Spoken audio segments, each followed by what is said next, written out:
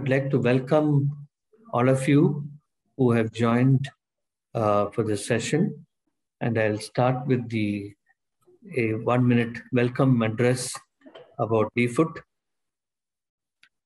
So the DFOOT is one of the largest organizations devoted exclusively for diabetic foot. It's a registered international non-profit association under the Belgium law. We have about 7 regions in DFOOT. The first region is the North American and Caribbean islands. Second is SACA, which is South America and Central America. Then we have Europe, Sub-Saharan Africa. We have MENA region, which is Middle East and North Africa. And then we have Southeast Asia and the Western Pacific area. So Europe is also there. So we have 7 regions for DFOOT. The DFOOT and IWGDF are like brothers and sisters. The IWGDF writes the guidance. You must have heard of the IWGDF guidelines. And the DFOOT is supposed to implement. So DFOOT and IWGDF have gone together about 6 years ago. And the DFOOT is supposed to translate the documents and implement them into different regions. And IWGDF every 4 years writes guidance. The last one was written in 2019 and was released in the Hague, Netherlands. The next one is going to be in 2020. And the chairman is Professor. So that's the origin of the DFOOT International, which is a brother and sister relationship with W. So DFOOT has got people from all over the world, 7 regions. And last year, the DFOOT decided to do an awareness week with one region every day. And I will just show you one slide of the 7 regions which happened. We started our program on November 7th, and tomorrow is the finale. When we have on November 14th, 1 o'clock GMT. And every region has already done its program, and we are the last, Southeast Asia. So these are a snapshot from the 7 regions. We had a presentation from NEC. You can see Lee Rogers and David Armstrong. We had a presentation from Dhaka region, which is seen top right-hand corner. Then we had Africa, Sub-Saharan Africa to start with.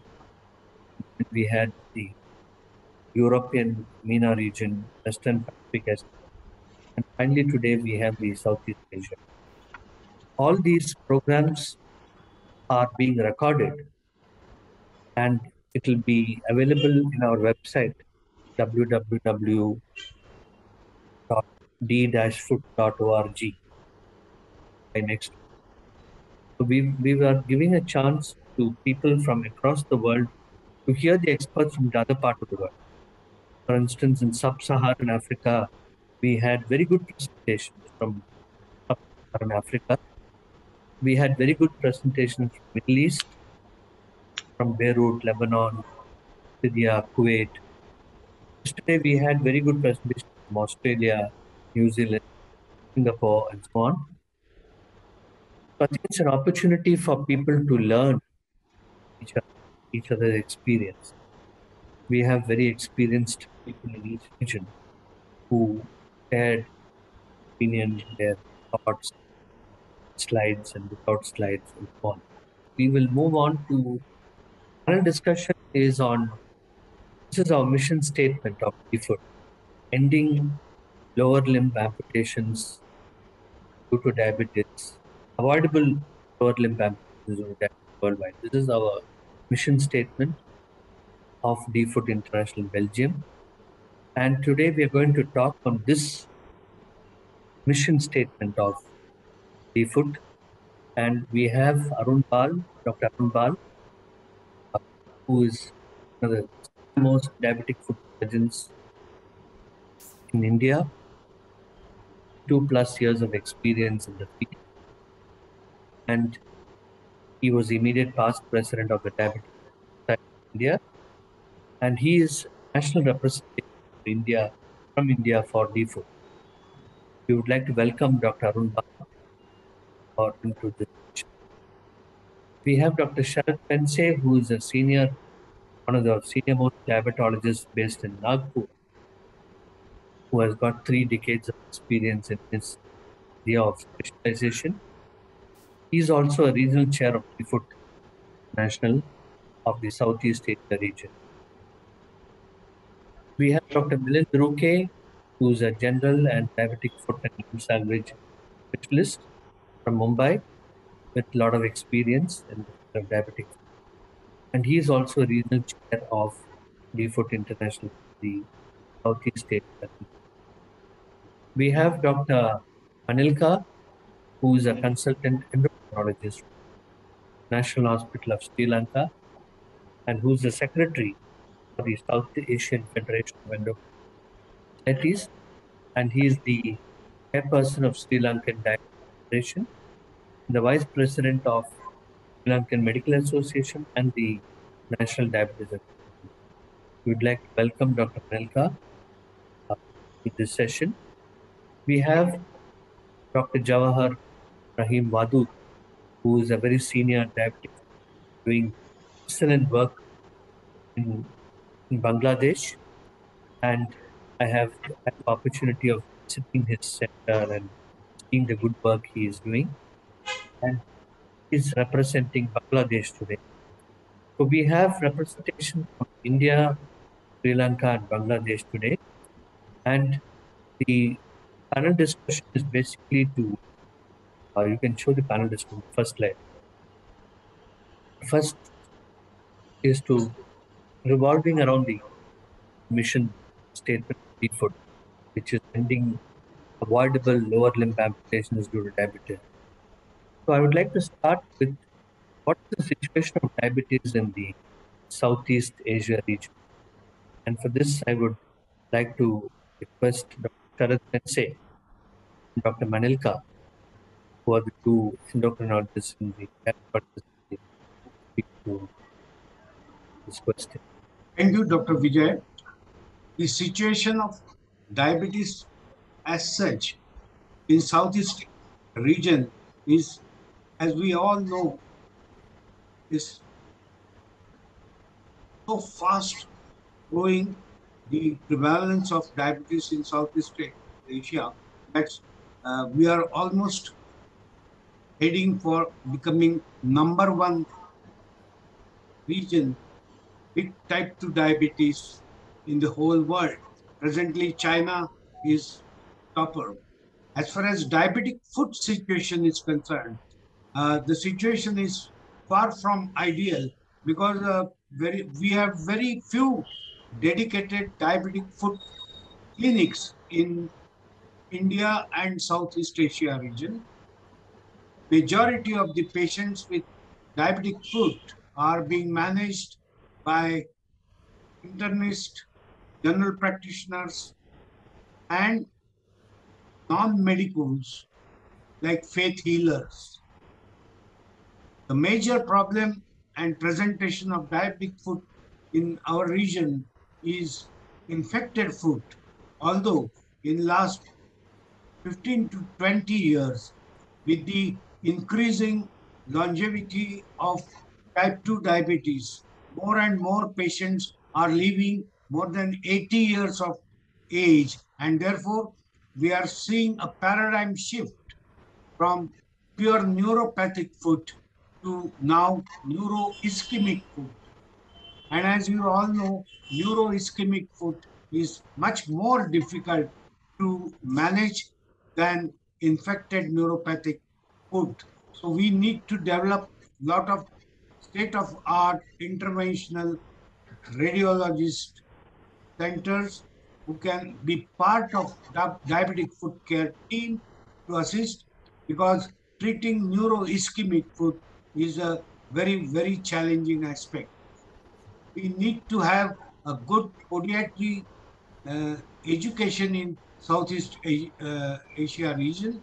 There are only few podiatry centers. One with Dr. Bal has started, one at Bangalore, another at Chennai, and then there are lot of centers who provide podiatry care, but dedicated podiatry centers, similarly dedicated orthotic centers are missing. Dr. Vijay at Chennai is trying his best. He has kept cobblers and he is developing cost effective. That's a very important aspect, cost effective protective footwear for all diabetics, and the cost is reasonable, anything between $5 to $10, which is affordable to majority of the diabetic patients.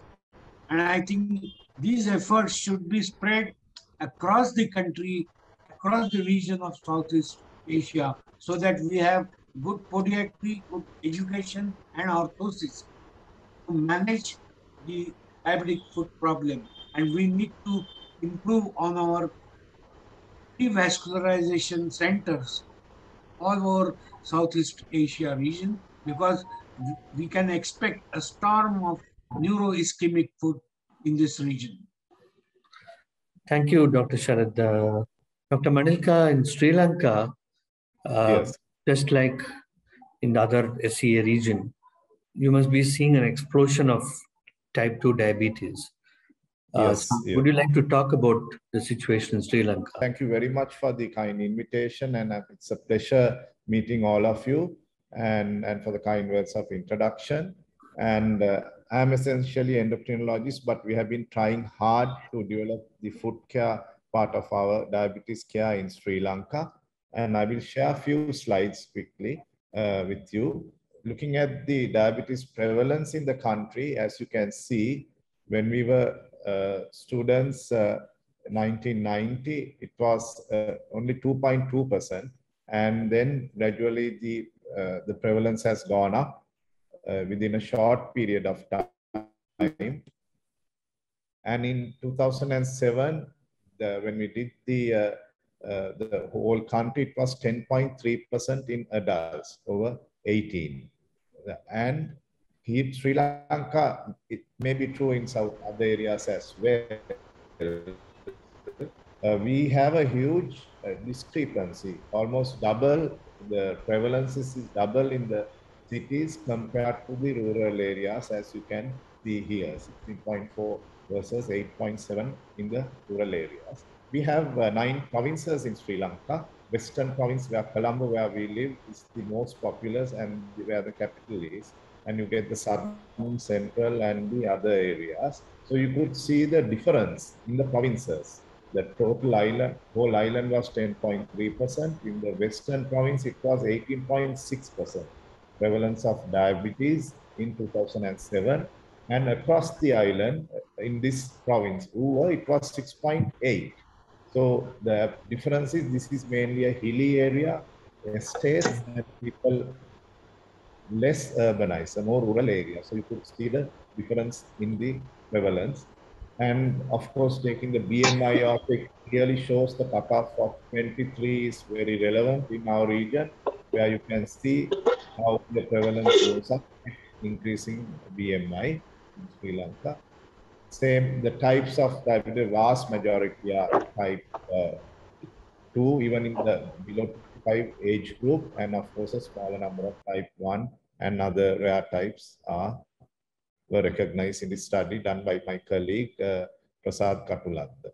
So, and in that study, 36% of the patients did not know that they had diabetes when they were diagnosed through the study. And I think it's comparable. This is a more recent study called the Colombo Urban Study, 2017 or 16 region. We had 27.1% prevalence in the highly urbanized Colombo city area. So the prevalence is steeply going up. And the most latest study, which we have completed, again initiated by my colleague Prasad Katulanda, I'm also involved. We could only do the Colombo district, started in 2018 due to COVID and funding issues. But we have data only for the Colombo district.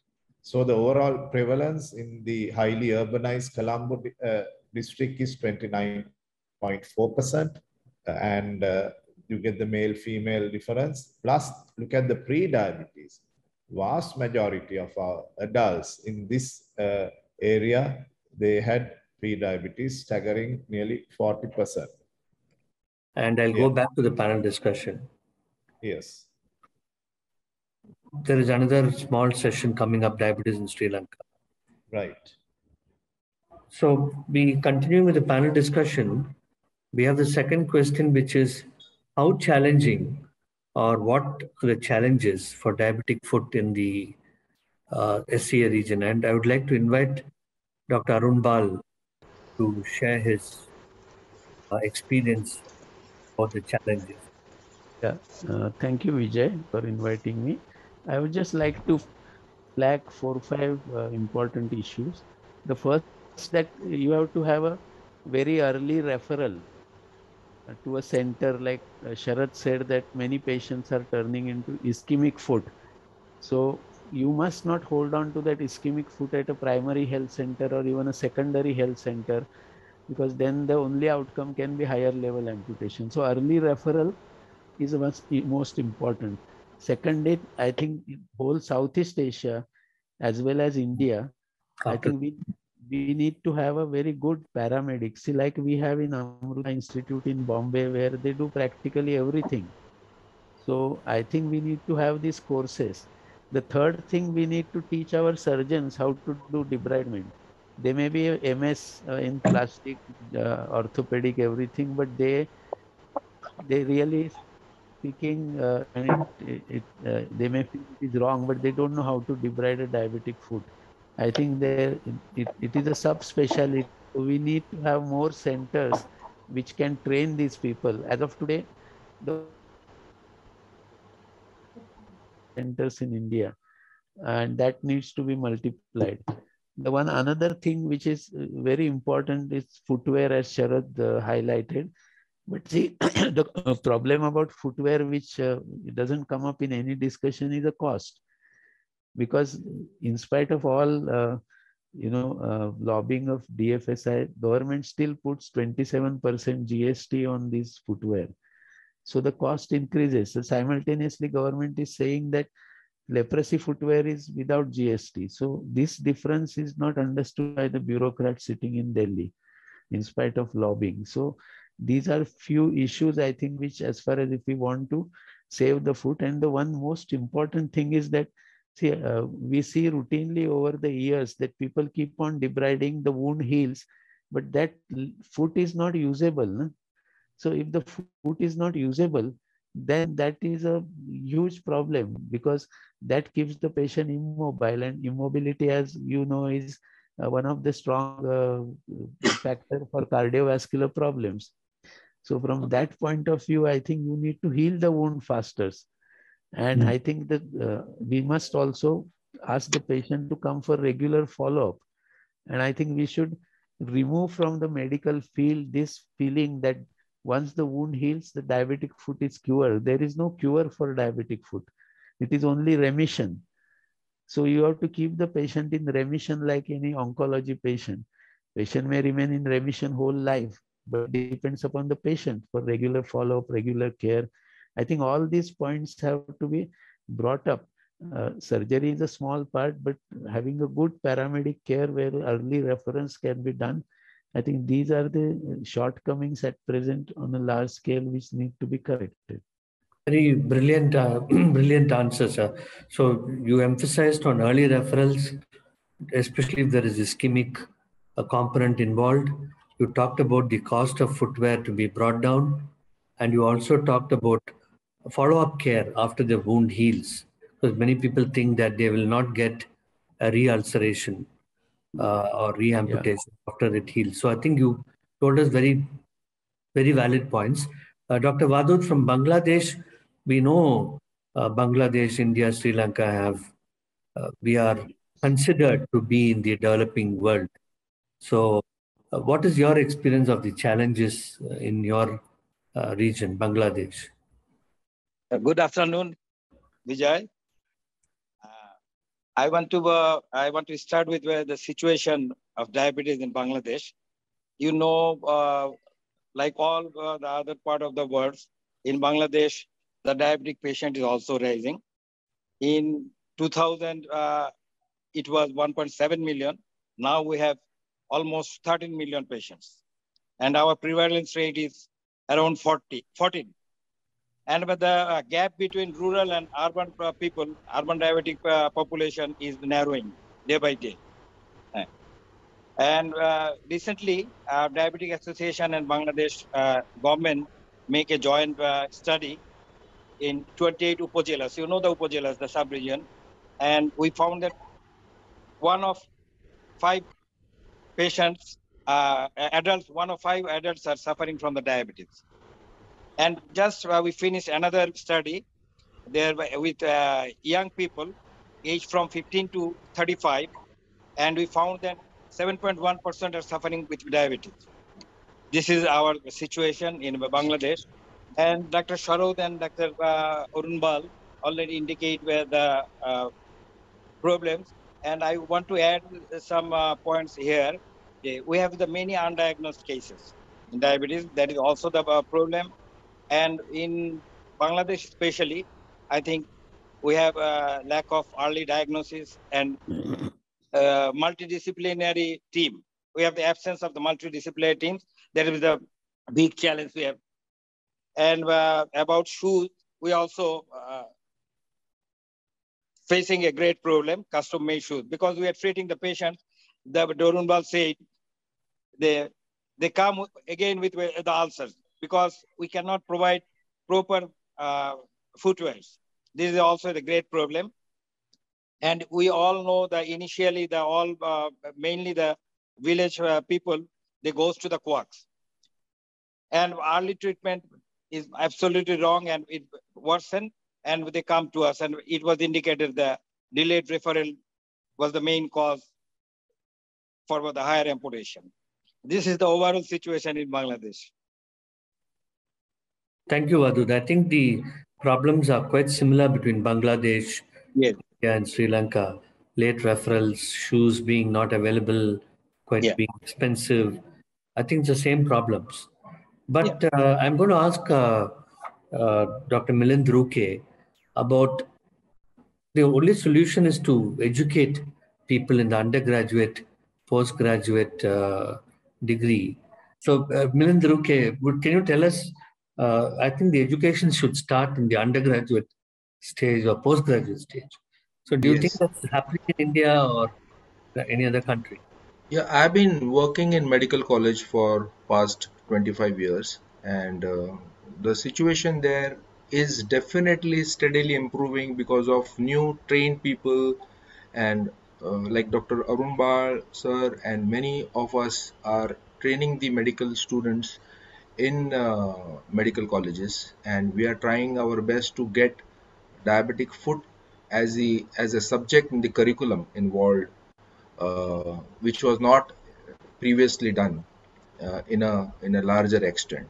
If you see, the United Nations has urged their member states to have national strategies to combat this disease, and India, Sri Lanka, Bangladesh has already have some national strategies which are now being implemented in diabetic foot through various governmental and non-governmental organizations.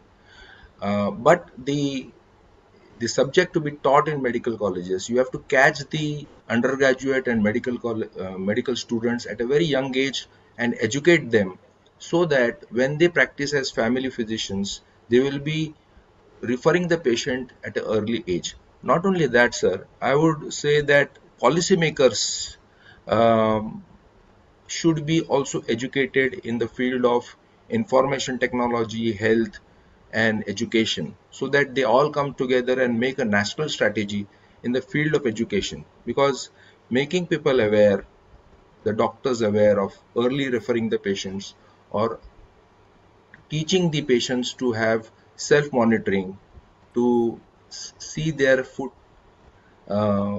every day, take care of the food, has to come from the primary physician level. So education, not only the patients, but also a national policy for educating the students, medical students at a very age, the nursing students at a very, the dressers also at a very primary level, uh, is lacking everywhere in Southeast Asia. I think in India we are doing much better, and I think we can take the lead in uh, even training our other Southeast Asian countries in our federation, which is from Mauritius, Sri Lanka, Bangladesh, Bhutan, Nepal. And we see the prevalence rate, which was told to us by Dr. Manika and Dr. Javadur, that they are now 14, 13, 14, which was in 2013, they were around 7. So you see the increase of diabetic patients, and one patient has 2 foot, so we have to take a double number of care of double number of foot in this region. And though we are a developed country, India, now we have a lot of responsibility to even spread this education in our country and around us also. Thanks, Milind. I think it's a brilliant suggestion, and we have James from Africa who's also said that you have to catch them young. I think it's very important that we inculcate this concept of lower limb amputation in the undergraduate and postgraduate training.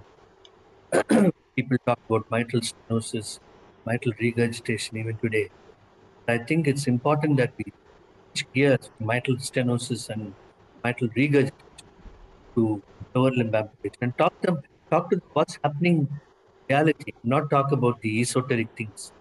I'm not saying mitral stenosis and regurgitation does not happen. It does happen. Rheumatic heart disease is still common, but lower limb amputations due to diabetes is as common as rheumatic heart. So thank you very much. We'll change gears now, and I'm going to ask Bijoy, Sarad. can I add some point here? Yeah, go on, Vadu. Everybody is talking about the training of the doctors and the nurses. And here, in Bangladesh Diabetic Association is doing so many things. And we are training the diabetic courses, certified courses for diabetes. Recently, we added there the diabetic foot care chapter also. And we have the courses with WHO, and we train the nurses about diabetes. We also added there about the diabetic foot care. And what we did recently, we educate all the religious leaders. Our the Muslim country, almost 85% are Muslims. And we train them with the diabetes in general information and about diabetic food also. And every day, we have the big prayer, Juma prayer, and in khutbah, they tell about the diabetic food and diabetes and diabetic food. We think it is a great opportunity to educate with the general people, and this is a very good program in Bangladesh. Thank you. And I think Bangladesh is taking the lead. You are responsible for the United Nations moving a resolution for diabetes after HIV. Bangladesh took it up, United Nations. Thank And you. I think the blue ring is entirely the responsibility of Bangladesh. Thank you, Bangladesh. Thank so you now very much. we switch gears and we are going to hear some positive elements. So I would ask Sensei sir and Runbal, are there any positive elements? We always hear the negative things. Yes, Yeah. in last 20 years, one of the flagship project that we started step by step improving diabetic foot care in India, Nepal, Sri Lanka, and it was Bangladesh. supported by WEF and chaired by me, and I was very well was associated and assisted by Professor Arun Bar, Vijay, and late Mrs. Ali Foster. And we, in 2 years, produced 100 diabetic foot clinics. After 20 years, at least 50 of them are working, and many of those who were trained in podiatry and diabetic foot care are now sought after faculty across the country, and they are delivering talks, conducting workshops, and every conference in diabetes, national, regional, every conference has a workshop on diabetic foot or main lectures on diabetic foot, which are very well attended. So these foot clinics have given a boost to improving diabetic foot care in our country. Secondly, some of the efforts, as I said, by Professor Arun Bar in Kochi, he has started a podiatric training school. He has started orthotic training school.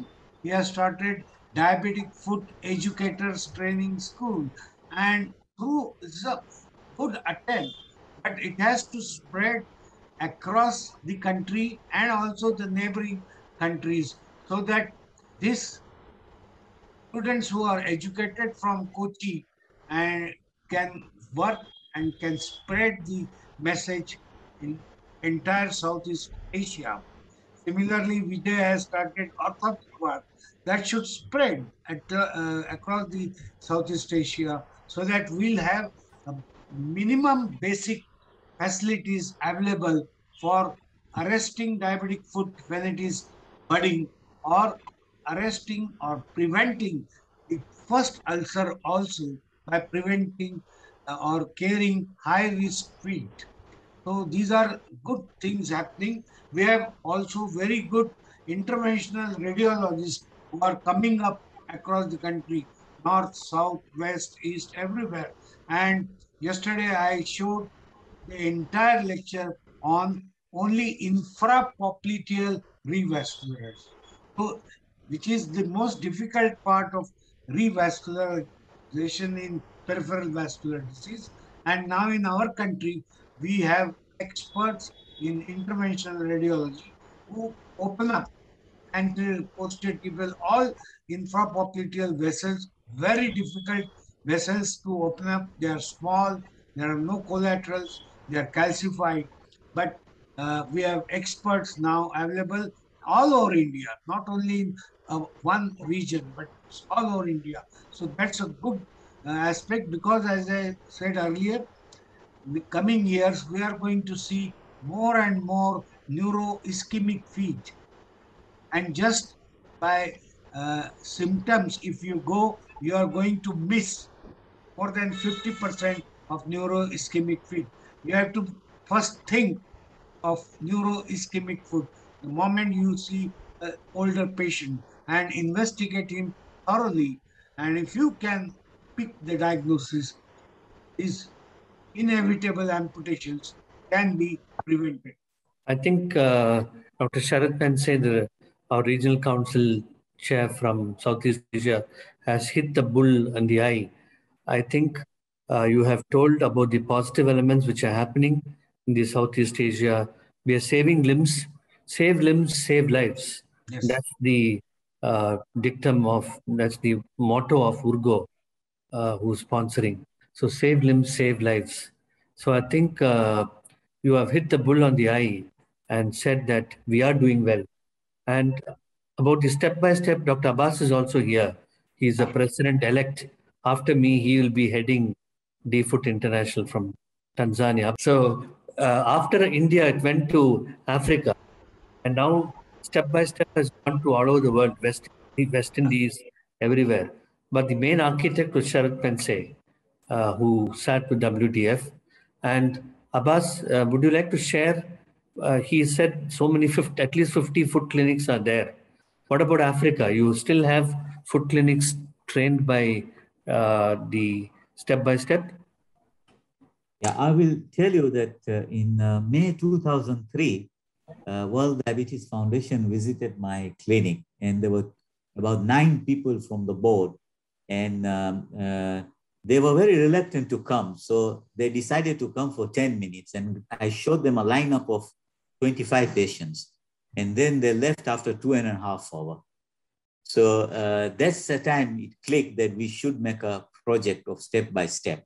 And then we met in India for 3 days, several times, close in a hotel from morning till late midnight. And then first program was started in India, and then we did it in Africa. It's now actually has touched 110 countries all over the world.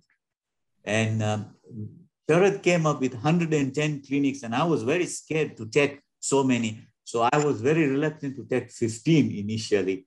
And everybody said, only 15? I said, yeah, because it was an era of HIV, TB, and AIDS, where this diabetes and diabetic food people will get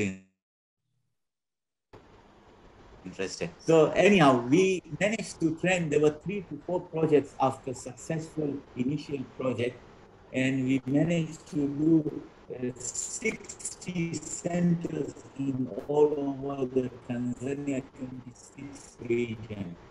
And out of that, at the moment, at least half of them are still working. And there is a huge... Abbas, your internet is not okay. So just, I'll ask a question to Arun Bal. Huh?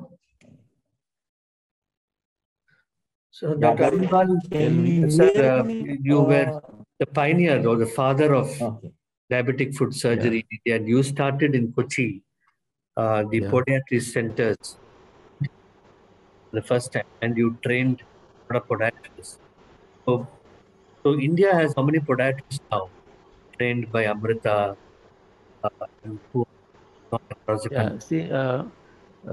We started in Kochi in 2002. Dr. Manisha, 2003, Dr. Manisha from Gwalior was the first student. Since then, from Kochi, we have regularly 2 students every year. So we have trained almost 30 people.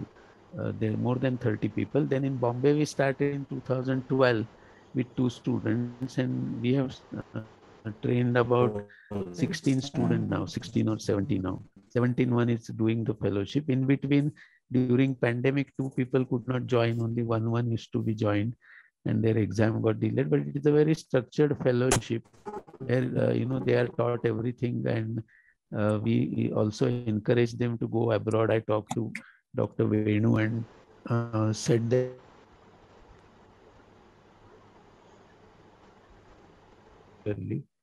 and all of them are very successfully running the clinics outside, all over India, right from Punjab to Assam and everywhere.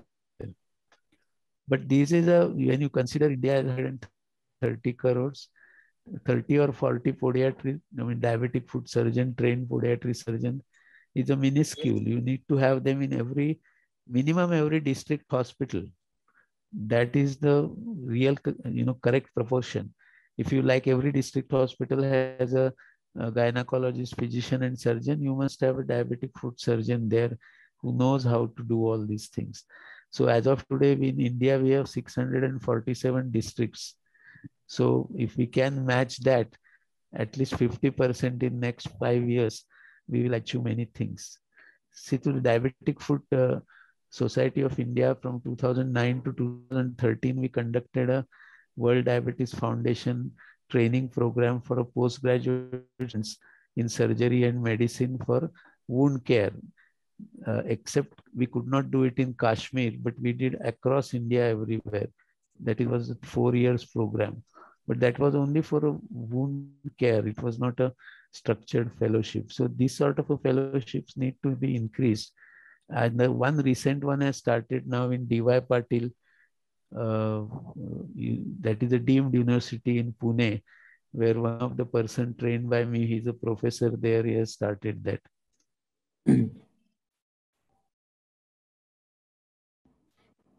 Okay. So thank you, Dr. Arun Bal, sir. We have come to the end of the panel discussion. So what I'm going to do is I'm going to run a question through all the panelists. That is, we are representing Belgium, DFoot. And I think the Western world has got a lot to learn from our experience. So as the president of DFoot international. I'm asking one question to all the panelists. I'll start with Milind Ruke, who's also a regional chair. Can India, Sri Lanka, Bangladesh take the lead in showing the Western world?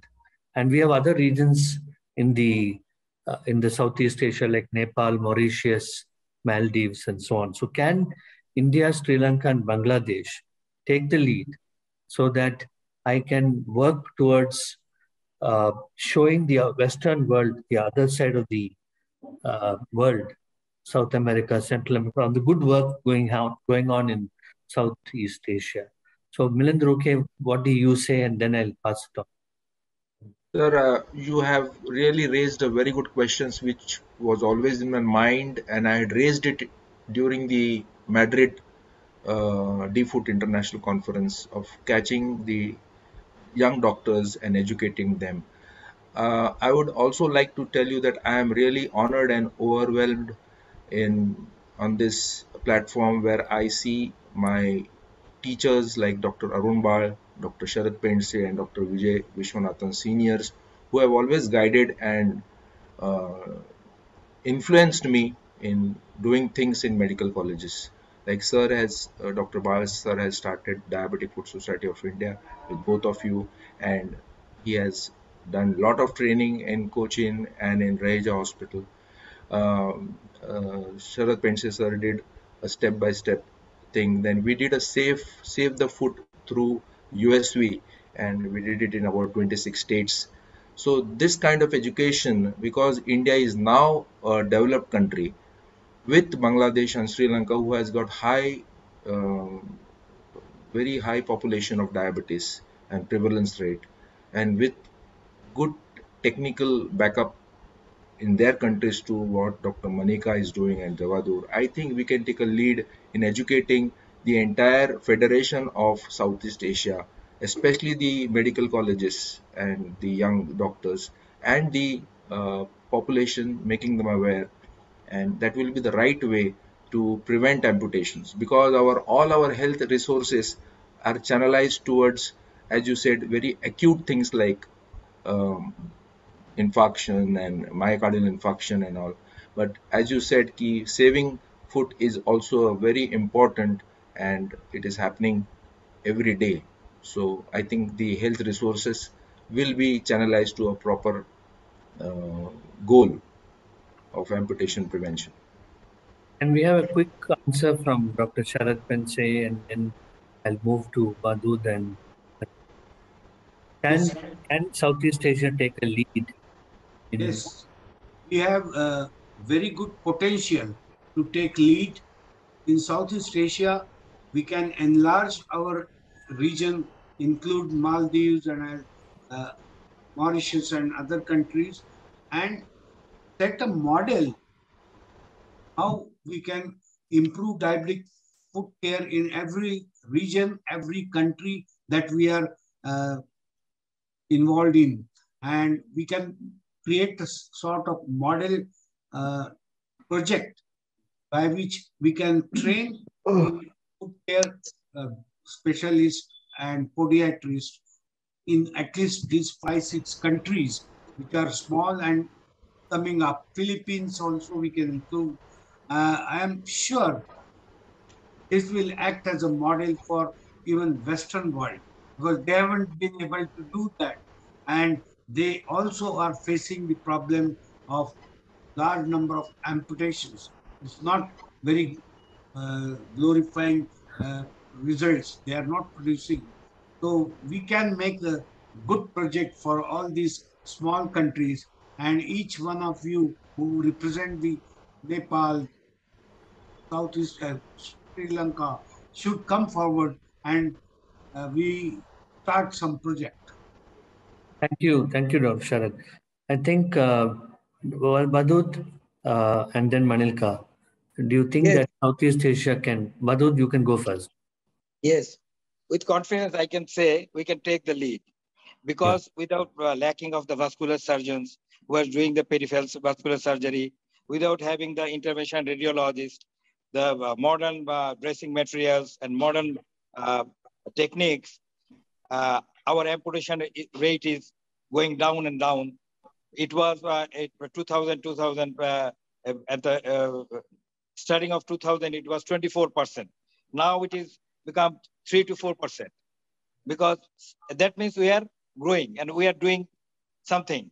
And with all doctors and nurses and with the community, we are trying to work with this neglected, the diabetic foot patients. And I think if these three countries took a large program and implement this, yes, we can take the lead.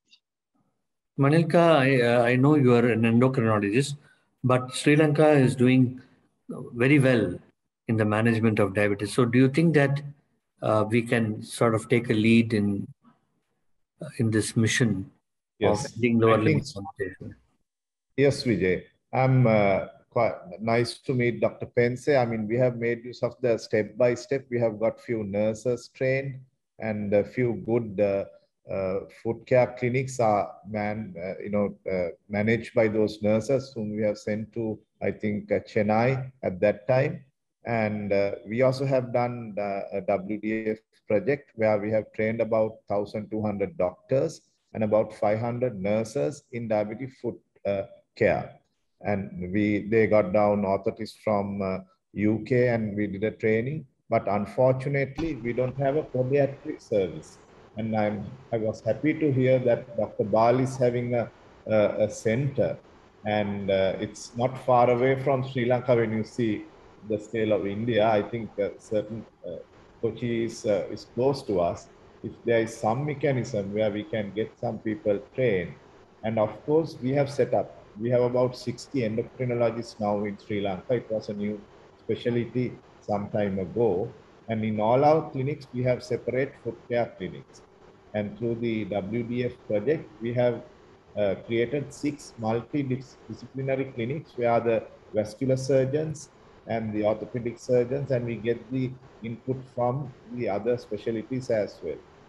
But unfortunately, we don't have any podiatrists in Sri Lanka at the moment, only nurses and doctors trained in diabetic foot care by different projects. So certainly, if there is technical input, some help, we could proceed, do better.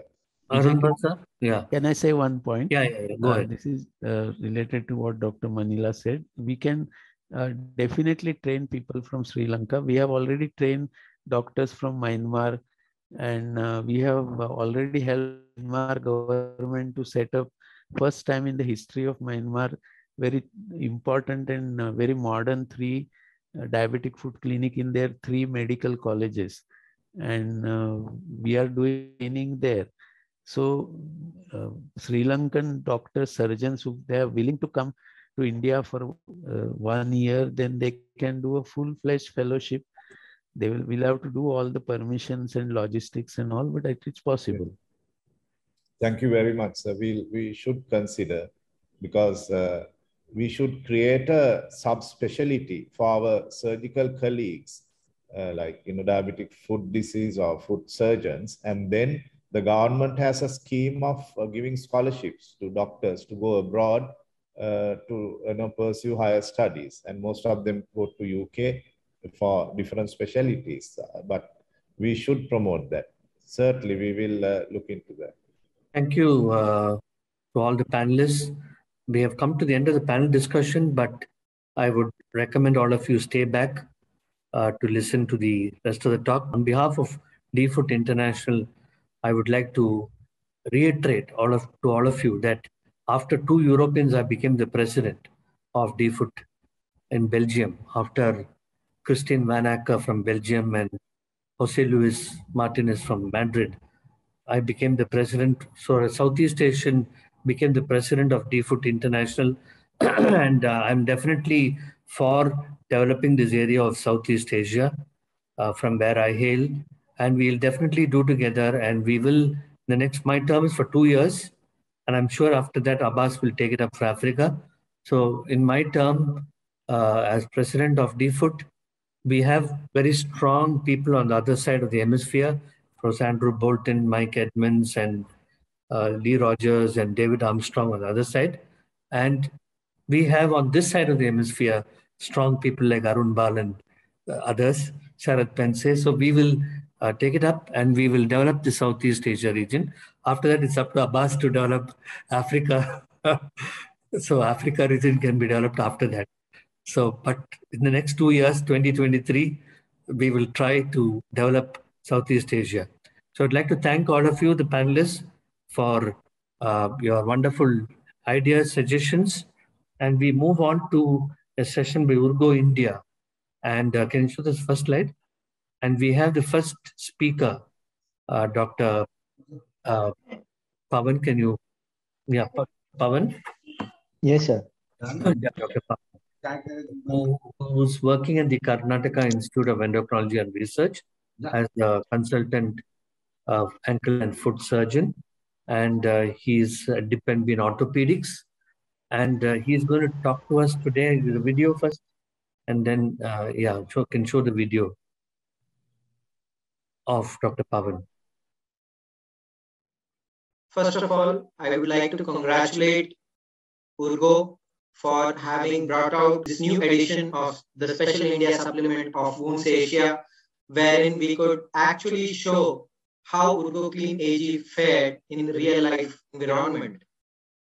The TLC AG dressings that Urgo has come out with has been developed to manage wounds with higher levels of exudate and trap fluffy residues, and can be used wounds ranging from Wagner's grade 1 to grade 3. Now, this document which we have come out with showcases the outcomes of Urgo Clean AG in a real world environment, demonstrating enhancement in the management of DFU, especially in countries like India, improvement in wound conditions, and furthermore enhancing the patient's quality of life, not to mention clinicians' satisfaction. Urgo Clean AG has been helpful in my department as we work in a setup which works as a tertiary referral setup for most of these diabetic foot patients. Patients usually come to me who have been referred from other doctors where their protocols have already been tried. The patients have been put on multiple bouts of antibiotics. And most of these patients who come to me have chronic wounds with signs of biofilm infection. The Urgo Clean AG also helped in reducing the patient's visit to our department because it showed excellent properties when it came to desloughing, improving the granulation of the wound, not to mention the healing properties. Urgo Clean AG has been beneficial for patients, particularly during the COVID-19 pandemic, where we could actually train the patient's relatives because it was so easy to use, so easy to apply and remove. Therefore, indirectly resulted in patients incurring fewer personal costs. This is the first case. This was a 43-year-old male who presented to us with a 3-month-old infected ulcer over the right lateral malleus. This was following the excision of an infected lateral malleus bursa. The exudate levels were moderate and the ulcer area measured around 13.41 centimeters square. The patient's pain was moderate. This patient had moderate to severe neuropathy, and the wound bed comprised of unhealthy granulation, which we can make out at the initial presentation. The wound definitely does not look healthy with pale granulation tissue, the signs of biofilm infection. We started the patient on saline dressings and Urgo Clean AG. And as we see, by 11 days of treatment, the granulation has improved. We can make out that the granulation is more healthy now. The peri-wound maceration has decreased. We continued with the same. In fact, we gave the patient's attenders training when it came to how to do the dressings, and patient was sending us these images on WhatsApp, and that's how the patient's wound was at the end of 21 days. This is the second case, again a 46-year-old male. Now, in this case also, the patient had a bad infected lateral malleus bursa, underwent excision, but patient did not have neuropathy. So the patient had a lot of post-operative wound pain. Not to mention the dressing change pain that the patient was complaining of. And one more characteristic of this wound was the peroneal tendons were exposed. So we thought of using Urgo Clean AG on him and to see how Urgo Clean AG fared when it came to covering up the ligaments which got exposed, especially during these wide excision surgeries. And we can see that by the end of 11 days of treatment, The wound bed was completely covered with healthy granulation tissue, and the pain that the patient was complaining of had considerably reduced. We continued with Urgoclean AG, and as we see, by the end of 35 days of treatment, the wound completely healed without requiring any shift to any other modality of treatment. So, Dr. Pavan, I would like you to share your experience directly, live, about Urgoclean AG. So, in which sort of situation would you use, and what is your experience? Good afternoon, everyone. I hope that wherever everyone is safe, especially Dr. Vijay. I hope that everyone in Chennai is doing all fine. Yes, Urgoclean AG, as you already know, we have had some real good cases in which we have used Urgoclean AG, especially, I mean, when we talk about patients who have been referred to you after they have visited multiple doctors, where they have been started on multiple antibiotics, and therefore the wound has already become multi-drug resistant. So in such cases in which you see there is chronic infection, signs of biofilm infection, in such cases, Urgoclean AG has really shown very good results. Yes, also the fact that in many of these patients in whom you will not be able to see them for the next 3 to 5 days, especially patients who are coming from the periphery or who are coming to you from like 20 or 30 kilometers away, whom you cannot call after in 2 days or on alternate days. In such cases, it really does a wonderful job, especially if there is an attender who is willing to change the dressing in a sterile way. If you are able to train them, and I am really proud to say that being a tertiary septep, we used to get patients from all across Bangalore, Mandya, a lot of these peripheral areas, and we were able to manage most of them through telemedicine, through WhatsApp images, just by telling them to use Urgoclean AG. So it's been a wonderful experience for me. Thank you, Pavan. I think if there are any questions, I would welcome people to ask in the chat box. Stay on, Pavan. We are just going to one more talk and then coming back to the Urgo. I would now request Dr. Manilkar to talk about diabetes in Sri Lanka before we go back to Dr. Venkateswaran. Okay, so in Sri Lanka, the situation, the diabetes prevalence is high in the cities, and the government has analyzed the professions, and it's the senior officials and the managers. I think it's a phenomenon in the Southeast Asian region as well. I'm unable to go forward. Yeah. Go forward. Yeah. So I will use this one and quickly finish it. And the screening part. So Sri Lanka has been, we have what we call as healthy lifestyle centers in Sri Lanka, 1,000 of them, around 1,000 from the Ministry of Health, where anybody the age above the age of 35 could walk in and get their sugars, cholesterol, or the blood pressure checked. So the utilization has been about 50%. You know, about when you check, about 50% of the people have got their blood sugars checked, and still we need to improve on that further. And this is what I did with Dr. Mahen Vijaysurya at the Diabetes Association in Sri Lanka. Even now, despite all this screening, but this was about a few years back, the complications of diabetes at diagnosis is high in Sri Lanka. I'm sure it must be the case in your areas as well, but nephropathy, neuropathy, and retinopathy is, significantly high. And despite all our efforts, a recent study in our major clinics, one big clinic, showed an average HbA1c of 8.3. So we are not very proud of that, but we are thinking of ways on how to improve that. And we did an analysis when for a WDF project, especially the cost of the diabetes care in terms of managing the complication. As you know, Sri Lanka has free healthcare where they get even coronary stents, renal transplant, everything done free of cost to the patient. So it's a huge burden to the government in millions and billions of rupees. And the foot ulcers also, you can see the number of what we call as the stairway to amputation, number of admissions, so many days in one study in a major hospital in Sri Lanka, surgical wards, 50% of the patients in the surgical ward was diabetes with ulcers and other complications. Unfortunately, I don't have data for our amputation data, even with our surgical colleagues. So with that in mind, we did this SLDC project with the WDF, for which we won the Royal College of Physicians Excellence Award in 2018. And foot care was a major component of that. So we developed a foot care protocol to be applied in all our clinics across the island.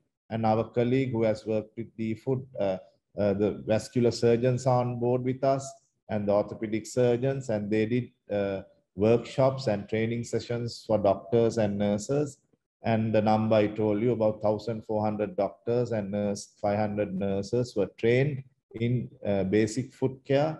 And we set up 6 hospitals, larger hospitals with the multidisciplinary teams, the vascular surgeons, orthotists, orthopedic surgeons, and others, coming together to manage diabetic foot problems, which we are doing. But of course, we lack the footwear and the material, and the podiatry service is a huge drawback for us to go forward. And this is the workshops that we have done with in orthotics, and our colleagues from UK came and trained about 50 of our doctors and nurses. And we have done many publications, and I'm very thankful to DFoot International for sharing some of their slides for the training program of the foot care, which we have used to train all these doctors. And we have created many manuals, couple of manuals, especially for doctors and nurses, and a lot of education material, which, as you can see, among others, foot takes a lead. I mean, lots of posters and education material in all 3 languages commonly used in Sri Lanka has been distributed to all our clinics. So this is the work that we have done so far through our college and the association. And with all of you, with your help and future ideas, we are really happy to improve on these things. Thank you very much. So very impressive work, Dr. Manilka, for Sri Lanka. And I think we are quite well equipped to show the Western world about the good work happening in Southeast Asia. So we'll definitely, I assure you that we'll take it up, and Yes. we'll project Southeast Asia's contribution to the global scenario, and we will talk to the Western world about what we have done. I now go back to Urgo India Medical. We have Dr. Venkateswaran, who will be talking to us, who is a consultant plastic surgeon and wound specialist at the Jupiter Hospital. And we also are joined by Emilio Gallio, who's the International Medical Director of Urgo Medical, who is responsible for running the clinical education and training and education within Urgo Medical. And I would like to also welcome Pratik, Mr. Pratik Bede from Urgo Medical India, who's a marketing head. Good afternoon, everyone. Today we are talking about a systematic review in wound healing, leading with science. My co-authors in this paper are Emilio Gallio, International Medical Director of Urgo Medical, and Dr. Selva Sitaraman from Chennai. Now we're talking about the benefits of sucrose octasulfate, TLC, NOSF dressings in the treatment of chronic wounds, a systematic review which was done to assess the benefits of these dressings in the treatment of chronic wounds. Now, the objective was to identify the clinical evidence that is available on the sucrose octasulfate dressings to explore its efficacy in the management of chronic wounds, particularly in lower limb ulcers, diabetic foot ulcers, and pressure ulcers. And the method that was used was a literature search of PubMed, Cochrane Library, and Google Scholar was conducted based on the PICO model, that is the patient intervention comparison and outcomes, to retrieve publications of different levels of evidence in order to evaluate the outcomes of the use of this dressing. Now, 21 publications of different levels were studied, ranging from double-blind randomized controlled trials to case reports involving 12,000 patients identified through the sources stated earlier. And the conclusion was that these dressings provide the clinicians with an evidence-based option for the management of chronic wounds, and that these dressings are beneficial in promoting the healing process, reducing the healing times, enhancing the patient's health-related quality of life, and allowing a more cost-effective procedure. Now, this is the flowchart depicting the PICO terminology and the literature review steps. And these were the evidence that were identified. I will not go into the details of all these case reports as well as the other RCTs. Now, some other papers also mentioned, apart from these search results, about these MMP inhibiting wound dressings and their efficacy in the treatment of chronic wounds, like Discement J, whose paper in the Journal of Wound Care 2020, as well as Dixon D in their study in the drugs of 2021. Now, the main messages we would like to give are that our systematic review identified a number of publications with different levels of importance as per their hierarchy of evidence, and the RCTs as well as the post hoc analysis of these RCTs not only assess the efficacy of the dressing in terms of reducing the healing time and improving the financial benefits, but also establish the positive effects of the dressing on the health-related quality of life. Now, guidelines published by the IWGDF and NICE recommend the use of the TLC NOSF dressing in different chronic wounds. The economic benefits of these dressings were also shown in different publications. The pooled data analysis added the perspective of using the dressing in the reality of daily clinical practice as a naturalistic design. Now, better results were achieved when TLC NOSF dressing were used as a first-line treatment instituted as early as possible. I will show you one of my clinical cases in which there was a 75-year-old male patient who was a diabetic from 6 years and was being treated for CKD and undergoing dialysis on alternate day basis. He had a 4-month-old diabetic foot ulcer on the lateral border of the foot, had the wound size of about 6 into 2.2 centimeters, and the wound bed being covered with moderately healthy granulation tissue with moderate exudate, no signs of infection. Urgostat dressing was instituted after the wound was cleaned, and in week 3, this was the picture that you can see, and by week 9, the wound completely healed. Dressing was being changed every 3 days, and after 2 dressings itself, the exudate had reduced and there was healthy red granulation tissue. The wound size gradually reduced with each dressing change. Now, this chart is depicting the difference in the wound size with the subsequent weeks, as well as the granulation improvement, the exudate reduction, as well as the frequency of dressings, which was done once in 3 days. So you can see by week 9, the wound had completely healed with a faster wound healing rate, which is being shown with every week and change of dressings.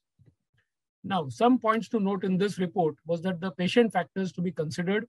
One was that the patient was a diabetic, had also renal disease, undergoing dialysis. So we were worried about donor areas healing if we done surgical treatment for him.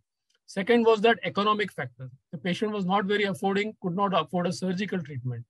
Third thing was a time factor. And we wanted a reasonably quick healing time at a lower cost, which we achieved with the help of use of TLC NOSF dressings in this patient.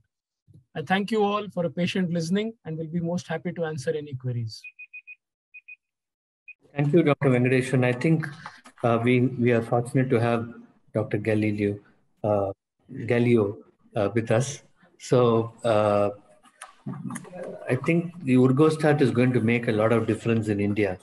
So Dr. Venkatesan, now that you are live, can I ask you a question that you think that Urgostat is going to make a world of difference for people in India? Because we had published a paper some time ago, the direct cost of coming to the hospital by auto rickshaw or by vehicle is much more than the indirect cost in India.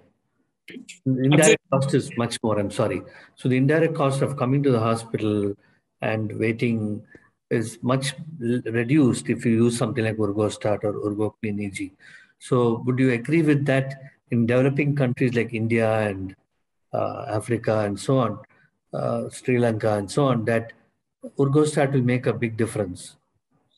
Definitely, sir. First of all, I thank you, Dr. Vishwanathan, for bringing up this very relevant point. One of the most important take-home messages, I think, in this particular dressing that we are using is that the patient gets to, very often do the dressings by themselves at home, and it's very simple to use and it's very simple to change. And there is a definite economic benefit to the patient because, as you very rightly said, there is a lot of money that is, getting spent in traveling up and down to the hospital because most of these patients probably require either an ambulance or a bigger vehicle to travel. So a lot of costs are being saved by using these kind of advanced wound dressing products. Definitely. And Emilio, one question to you now that you are alive. How successful is it in the developing countries where you have launched it already? We know it, you launched it in Europe and all that, but in our eyes, they are all developed countries. So in the developing world, how successful has it been for you? Thank you very much, Dr. Vishwanathan. And one thing I can tell you is some of the results of diabetic foot management in this region is not second to none. It's incredible. The cases I see every day from all the doctors in the region is absolutely mind-blowing. With the launch of Urgoclean and Urgostart, it has made it easier, as Dr. Bakan and Dr. Venkat said, even for the patients to use, because although the science behind the dressing is very complicated, the application is quite easy. So as the two doctors said, it allows the patient to change it at home if they are trained properly. And the option of reducing the healing time that we are seeing all over the region. And we know that one less day with a wound is one less chance of infection, but most of all is one better day of health-related quality of life. It's improving the patient's life. And I think this is what is the difference between Urgo Medical and many other companies. We're a family-run company that has the patient at heart. And that is why our logo says healing people, and we support with the, as you know, with the DFU grants and also from my side supporting all the publications that are coming now out of Asia, as we saw even a systematic review observational studies coming out of India and other places in your region. And we have this wonderful project called Save Feet, Save Lives, started by Urgo and all over the world. And I think we really appreciate the efforts taken by Urgo Medical globally and in India to save feet, save lives. And I think it's very important that we get newer molecules, newer products into the developing world, because we in the developing world are doing good work, but we need to have supplement with all these products to take better care. We need technology. India is a country where technology is very much advanced compared to many other developing countries. And such products will definitely help us to do better service. So I'd like to thank both Dr. Venkatesh and Dr. Pavan and Dr. Galileo for taking part, Pratik for taking part. And I go on with the SEA region, which is under only 10 minutes more. So you can stay online, no problem. So I will have a short presentation for 1 minute from Dr. Shashank Joshi, who is a member of the Maharashtra COVID task force. So he's with the Chief Minister now. So he has sent a message and which I will play only for 1 minute. Shashank Joshi is the chair of the IDF Southeast Asia region. I'm not able to remember everything, yeah. So he's a chair of the IDF and he's a member of the COVID-19 Maharashtra State task force, and he was immediate past dean of the Indian College of Physicians, past president of the Association of India, past president of the Endocrine Society of India, past president of the RSLTA. He has been everywhere, and that's Shashank Joshi for you. And can you show his message quick in 1 minute? So every year on 14th of November, we celebrate the World Diabetes Day. And this year, let us look at World Diabetes Day. We all know International Diabetes Federation. I represent the Southeast Asia region, which includes India, Bangladesh, Nepal, Sri Lanka, Maldives, and Mauritius. International Diabetes Federation is an umbrella organization with more than 230 national diabetes associations in 170 countries and territories. It represents the interests of growing number of people living with diabetes and those who are at risk. And Federation has been leading the global diabetes community since 1950. And the website is www.idf.org. The World Diabetes Day was created in 1991 by the International Diabetes Federation and the World Health Organization in response to growing concerns about escalating the health threat posed by this modern age pandemic diabetes. World Diabetes Day became an official United Nations Day in 2006 with the passage of the United Nations Resolution in 61 by 225. It is marked every year on 14th of November, the birthday of Sir Frederick Banting, who co-discovered insulin with Charles Best in 1922. We all know that in India, on the World Diabetes Day is also the Children's Day, which has been celebrated. This year's World Diabetes Day campaign has been supported by the various sponsors which have been put out here. So what is the World Diabetes Day all about? The theme of the World Diabetes Day of 14 November 2021 is about access to diabetes care.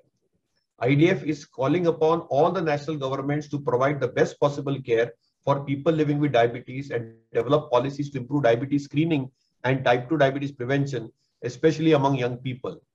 We have recently advocated that in India, we should screen every person above the age 25.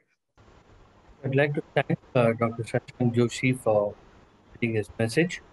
And we finish in another 10 minutes. We have Milind Ruke, who will talk about the advances in diabetic foot in India. Then we'll take it to Bangladesh and conclude. Go on, Milind. Yeah.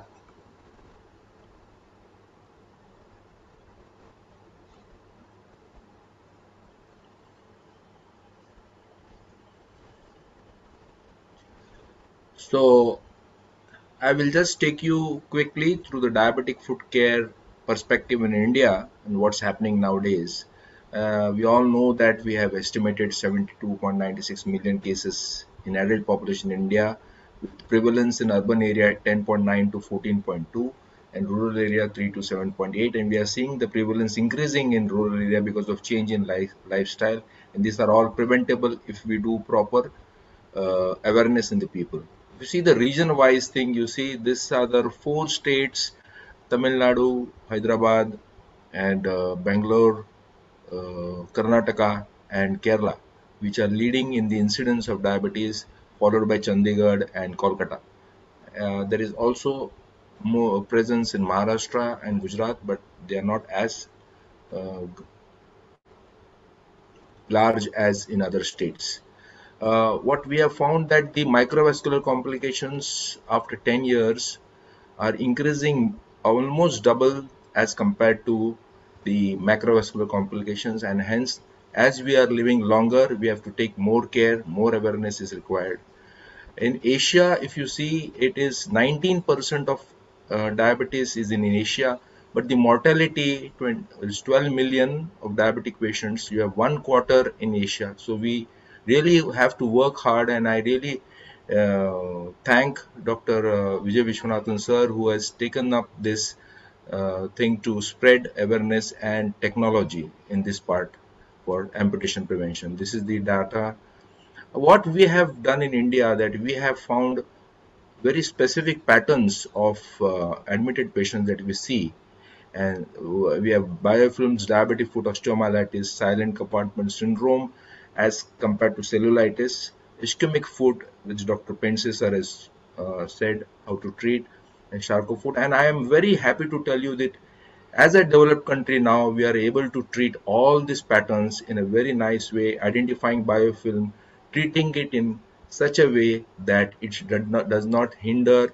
We are also teaching our students in medical college to identify clinically this kind of biofilm, treating them with multiple strategies, not only debridement, because debridement only will not help in healing the wound. You have to find an anti-biofilm strategy to that, and that's a different topic, but we are doing this and helping the patients to. These are bilateral diabetic foot diseases now we are getting more and more, like this toe osteomyelitis and the osteomyelitis of the heel with non-healing ulcer, and we have to think out of the box. We did fillet flaps for this foot and did a toe amputation with closing the toes with fillet flaps and doing a rotation flap, using flap surgery to have a nice healing ulcer, and patient was able to walk with a aided footwear. The ischemic ulcers, we are now seeing that this technology is available even in district areas where the stenosis is found. We do balloon dilatation. At least a balloon dilatation will give a window period of 3 months for the wound to heal, and if that can also happen in the below knee arteries of anterior tibial, posterior tibial, it will go a long way in healing of the foot. So this is how we achieve it.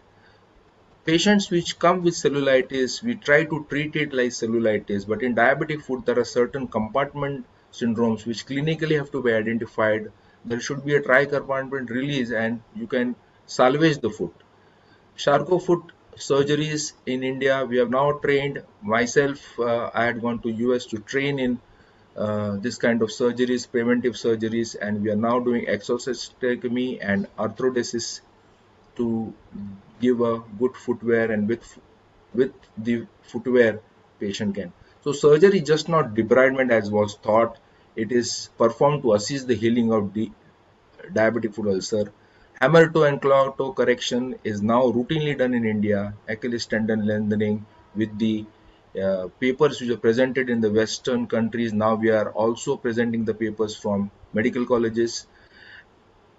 Exostectomy for medial and lateral column ulcers are done. Arthrodesis and osteotomies are also done in India. Even at not only the metro cities but other centers too. So hammer toe correction, bunion and claw foot, because this deformed foot cannot go into the footwear. Hence, you have to correct the deformities. So we have different surgeries now that we follow: elective, prophylactic. So previously in India, we only used to do emergency and curative surgeries. Now we are also doing elective and prophylactic surgery in a very nice way, and patients' limb are salvaged. As Dr. Bal said, it is not curing but remission of the diabetic foot ulcer and making it patient to live a normal routine life is our aim, to give a functional foot. Lot of books. This is the handbook written by Dr. Vijay Vishwanathan, Dr. Pensesar, Dr. Bal sir, and this is the handbook what everybody was referring till now. Now we are getting textbook published.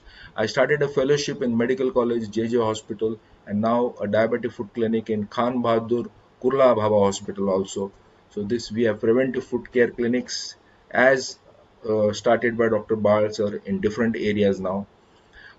This diabetic week in the medical college where I am head of the department, I did a program for about 4 days where we did clinical examination of the foot. We had a massive crowd there, and we were able to not only do examination but also neuropathy testing with biostoichiometry, identifying some people, making shoe with a foam box, molded shoe footwear, distributing it free of cost to some patients with the help of medical social worker.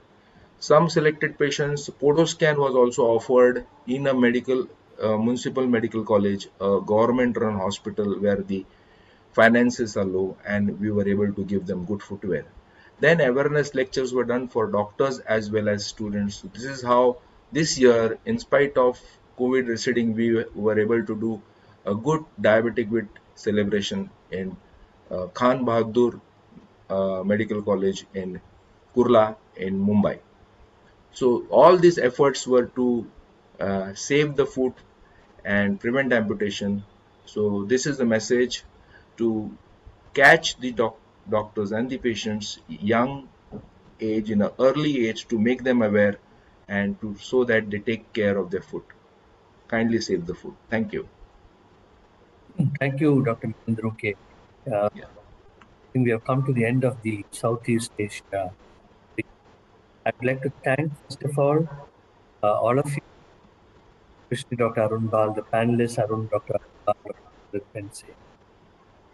Bal, Dr. Mani Badru, and yourself, Dr. Lindru,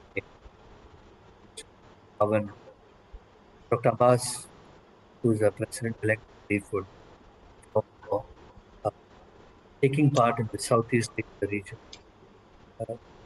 program. As I told you in the beginning, we had presentations from Sub-Saharan Africa, headed by Dr. Abbas. Then we had South America and Central America, headed by Dr. Inda Pedrosa. Then we had from North America and Caribbean region, headed by Miriam Botros and Simon. Then we had from Europe, led by Dr. Roberto Anicini. Then we had from MENA region, Middle East, headed by Jamil Dabi. Then we had from Western Pacific, Dr. Hari Krishna Nair, Professor Hari Krishna Nair from Malaysia. Today we have Southeast Asia. I think we have completed all the 7 regions. Tomorrow is a global meeting where we have the program started by starting of the meeting by Dr. Professor Nicholas Kappa, who is the chair of the JDF guidance, followed by Dr. David Armstrong, who's giving a talk on technologies in diabetic foot. And then we have a panel discussion among the board members of DFOOD. And then we have a talk by Dr. Venu Kavartapu. He's showing the program, who is the president of the IADFS. You can go down. Then we have launch of the info cards by Jose Luis Lazaro Martinez, who's the current honorary president of DFOOD. And then we have short presentations from different regions, challenges from Barbados, from Dominican Republic, Vinny Campillo, from Lebanon, and from Malaysia. So we have with that, Abbas will be giving the vote of thanks. I would like all of you to join us tomorrow, which is at 1 p.m. GMT, London time, which is 6:30 in India. I'd like to welcome all of you to take part in the session. And I'd like to once again thank all of you, for especially our colleague from Sri Lanka, Adud from Bangladesh, Abbas, and my colleagues from India in part. And I'm sure the Southeast Asia, I assure you that the Southeast Asia will do something innovative for the rest of the world to follow. We have an e-newsletter, DFOOD, which is published once in 2 months, and next time welcome articles from all of you from the Southeast Asia, which is read all over the world. It's sent to all the countries. I would recommend all of you to write an article on the good work which you're doing. Thank you very much. And thanks to Ugo Medical for sponsoring this program, and to all the attendees who have listened to us for the past 90 minutes. Thank you, everyone. Take care.